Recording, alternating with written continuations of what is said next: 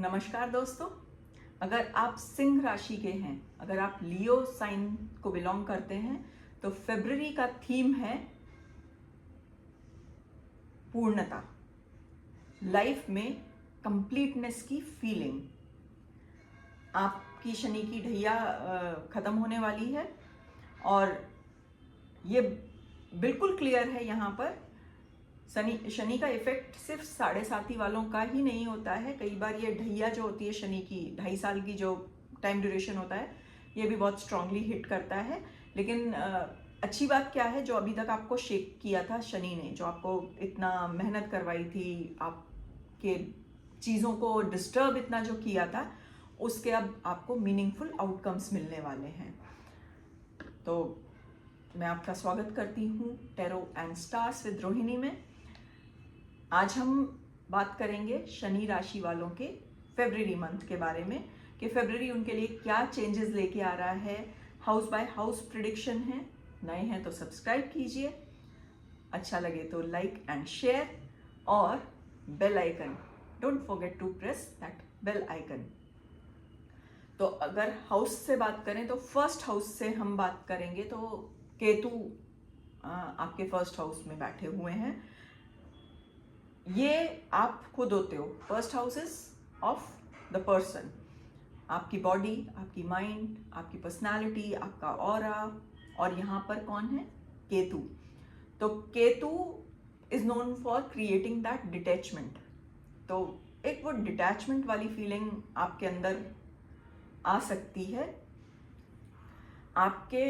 लेकिन at the same time Ketu is also related to intuitions. Detachment है, आपको लगेगा सारी चीज़ें छोड़ दी जाए, आप चीज़ों को दिमाग से न देखकर दिल से देखने की कोशिश करेंगे और उसकी वजह से ये डिटैचमेंट एनर्जी हो सकती है। लेकिन साथ ही इंट्यूशन आपका स्ट्रांग हो जाएगा। आप एक डिफरेंट मोड में हो सकता है चले जाएं, स्पिरिचुअल मोड में आप चले जाएं। लेकिन स्पिरिचुअल मोड में जाने का मतलब ये नहीं है कि आप दुनिया छोड़ दें, दुनियादारी छोड़ दें। दुनिया छोड़ने का मतलब यहाँ पर दुनियादारी छोड़ दें। ऐसे बहुत सारे लोग होंगे जिन्होंने अभी तक पूजा पाठ, भक्ति, भजन इन सबको सीरियसली नहीं लिया होगा। तो हो सकता है थोड़ा सा कुछ इंक्लिनेशन पूजा पाठ की तरफ, भक्ति की तरफ केतु की वजह से सिंह राशि वालों का डेवलप हो जाए। एक छोटी छोटी बातें जो आपको डिस्टर्ब करती थी, अब वो उतना डिस्टर्ब नहीं करेंगी। ये डिटैचमेंट शो करता है। आपका माइंडसेट चेंज हो जाएगा, ब्रॉड माइंडसेट के होने वाले हैं आप। और आपको एक फीलिंग आ सकती है कि दो I am part of this world, दुनिया का ही हिस्सा हूँ, लेकिन आप आपके आसपास के लोगों से डिफरेंट हैं।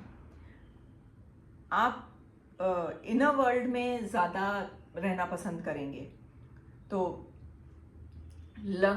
आपके जो लर्निंग्स क्या रहेंगी कि इस टाइम पर आपको पूरी तरह से ऐसे डिटैच नहीं हो जाना है। आपके आसपास जो सारे लोग हैं, हो सकता है आप उनसे डिफरेंट हैं, लेकिन it is too early to get detached with everything.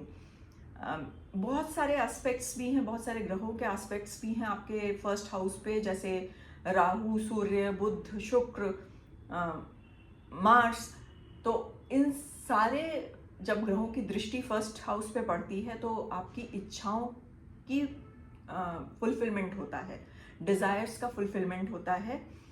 Changes आएंगे आपकी लाइफ में, बहुत सारे चेंजेस आ सकते हैं और पूरी लाइफ एक तरह से आपकी रीस्ट्रक्चर हो सकती है। कॉशन क्या है? सूर्य और राहु की एनर्जी है, तो कुछ टेंशन क्रिएट हो सकता है, स्पेशली टेंशन आपके फादर के साथ या father figure, boss, father figure, authority, इन सब के साथ हो सकता है थोड़ा सा टेंशन क्रिएट हो। लेकिन बाकी और जो भी चेंजेस ये लेके आ रहे हैं, ये सारे ग्रह जो मिलकर लेकर आ रहे हैं, ये पॉजिटिव ही होंगे। फैमिली का सपोर्ट आपको मिलने वाला है, आप फैमिली को सपोर्ट करने वाले हैं, आप अपनी हेल्थ का भी ध्यान रखने वाले हैं। स्पिरिचुअल तो आप हो ही रहे हैं, थोड़ा सा भक्ति, पूजा पाठ, इन सारी चीज़ों में भी जा रहे हैं, तो ओवरऑल बैलेंस्ड ही रहेंगे। डिटैचमेंट एनर्जी है, पर उसको बहुत ज़्यादा सीरियसली आपको नहीं लेना है। सेकेंड हाउस में मर्करी और सैटर्न, ये दोनों चीज़ें हैं। ये हाउस होता है आपकी स्पीच का, आपकी वेल्थ का। तो wealth, family, speech, food habits second house दिखाता है। यहाँ मर्क्यूरी का, जब भी हम स्पीच, कम्युनिकेशन इनकी बात करते हैं तो मर्क्यूरी बहुत इम्पॉर्टेंट रोल प्ले करते हैं। यहाँ पर मनी मैनेजमेंट भी इम्प्रूव होगा आपका। जॉब में हो सकता है कुछ इम्प्रूवमेंट हो, जॉब में प्रमोशन या राइज या बेटर पोजीशन, या जॉब चेंज करना चाहते थे तो वो सारी चीज़ें, वो सारी एनर्जीज भी इस मंथ में आपकी बन सकती हैं।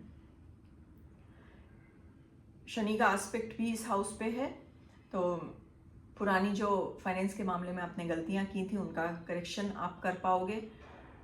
फैमिली में जो अगर कुछ खटपट थी, कुछ डायनेमिक्स सही नहीं चल रहे थे फैमिली के, वो डायनेमिक्स रिपेयर कर पाओगे, वो इम्प्रूव कर पाओगे आप। और आपकी वाणी में, आपकी स्पीच में मैच्योरिटी आने वाली है।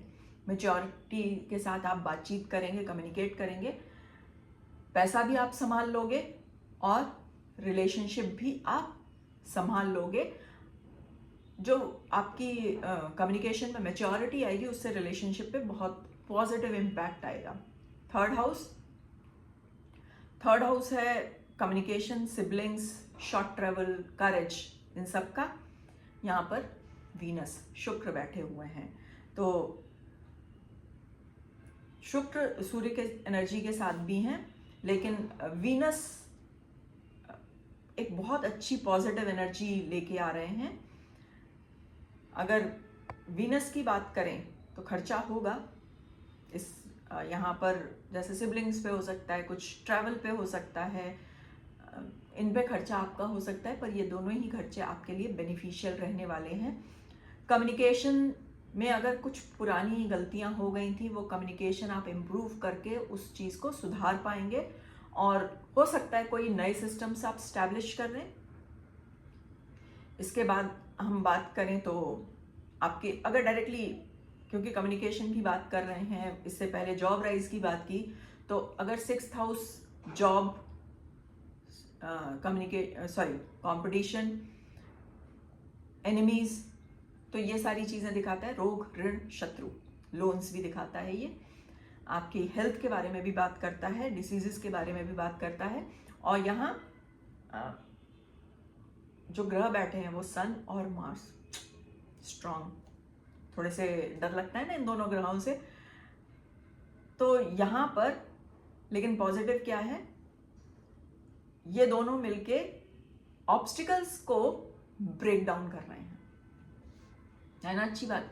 सन और मार्स ये दोनों ग्रह हैं, दोनों अगर वैसे बात किया जाए तो क्रूर ग्रह कहा जाता है, लेकिन इस हाउस में ये आपके लिए, आपके बेनिफिट के लिए काम कर रहे हैं। ये आपके ऑब्स्टिकल्स को, आपके एनिमीज को डिफीट और ब्रेक डाउन करने का काम कर रहे हैं।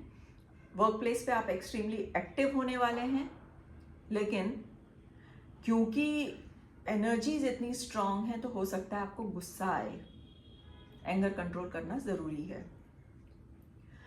मार्स 6th हाउस में है तो बचिएगा आप लोन्स लेने से। किसी भी प्रकार का लोन अगर आप इस पर्टिकुलर मंथ में लेते हैं तो रीपेमेंट में आपको प्रॉब्लम आ सकती है।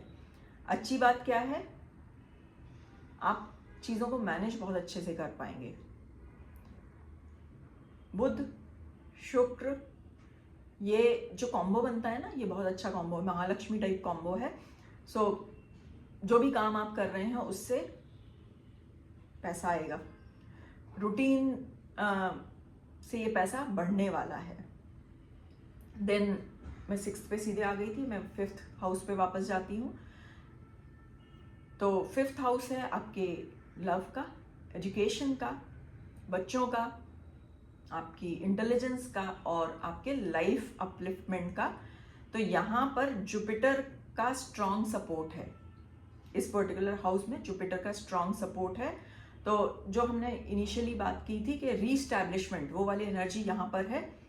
एजुकेशन के गोल्स आप रीफ्रेम या अपग्रेड कर सकते हैं, रीस्टार्ट कर सकते हैं। जो भी सोच रहा था आपने अपनी एजुकेशन के लिए या अपने बच्चों की एजुकेशन के लिए, आप उनके साथ बातचीत करके इन गोल्स को अपग्रेड या रीस्टार्ट कर सकते हैं।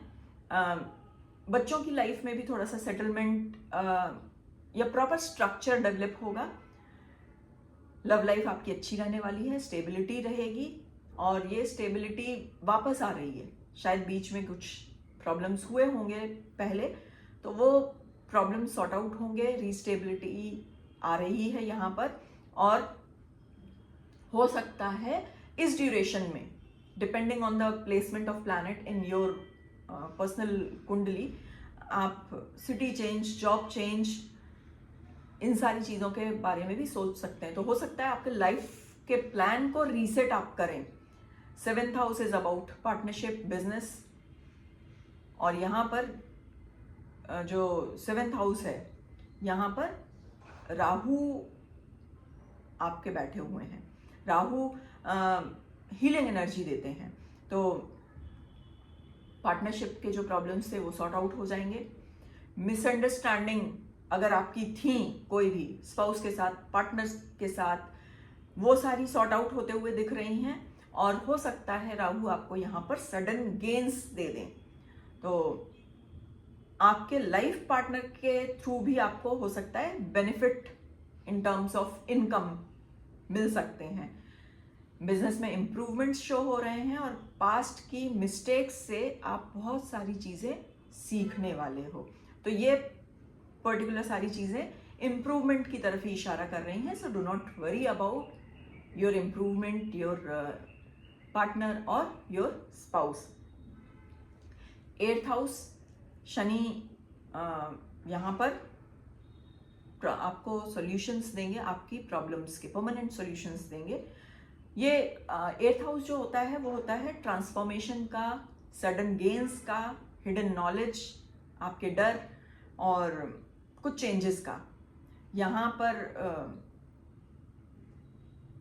आपकी लाइफ में जो उथल पुथल थी उसको रीस्टैब्लिश यहाँ पर करेंगे। फाउंडेशन से आपकी चीज़ों को, नींव को आपकी मजबूत करने का काम यहाँ पर शनि करेंगे। आपको आपके जो डर थे, हो सकता है वो डर रियल नहीं थे, कुछ फेक डर थे, कुछ चीज़ें जो एक्चुअली नहीं थी, आपको लगता था उन चीज़ों से आप डरते थे, वो उन सारी चीज़ों से आपको निकालेंगे और आपकी क्लैरिटी इंप्रूव होगी। जो प्रॉब्लम्स थे उनके सॉल्यूशन मिलेंगे, और ये सॉल्यूशन जो इस बार मिलेंगे वो परमानेंट होंगे। परमानेंट सॉल्यूशन आपके निकल के आने वाले हैं। 10th हाउस करियर का हाउस होता है, और लॉर्ड वीनस सूर्य के साथ यहाँ पर बैठे हुए हैं। थोड़ा सा डिससेटिस्फैक्शन हो सकता है, फादर या बॉस, ये वाले टेंशन पॉसिबल हैं।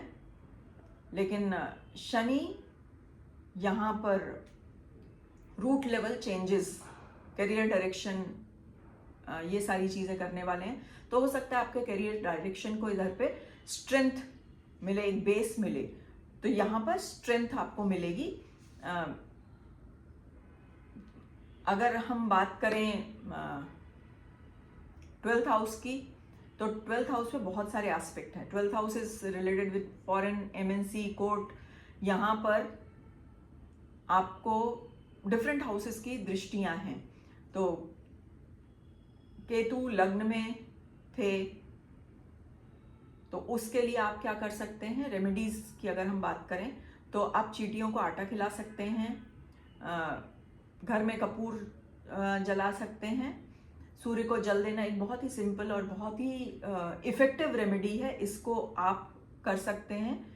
तो ये सारी रेमेडीज अगर आप करेंगे तो आपको जो भी ग्रहों की वजह से कुछ प्रॉब्लम्स हो रही हैं, लेकिन कोई भी रेमेडी आप प्रॉपर्ली सोच समझ के करिए, क्योंकि रेमेडी ऐसा नहीं है कि it is not like medicine जो एक बार ले ली और काम हो गया। सूर्य को जल देना है मतलब रेगुलर देना है, सूर्य उदय के टाइम पर देना है।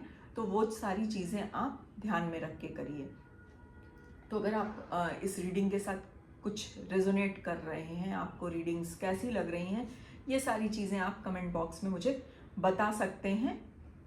नेक्स्ट वीडियो में फिर से मिलते हैं। Till then stay blessed.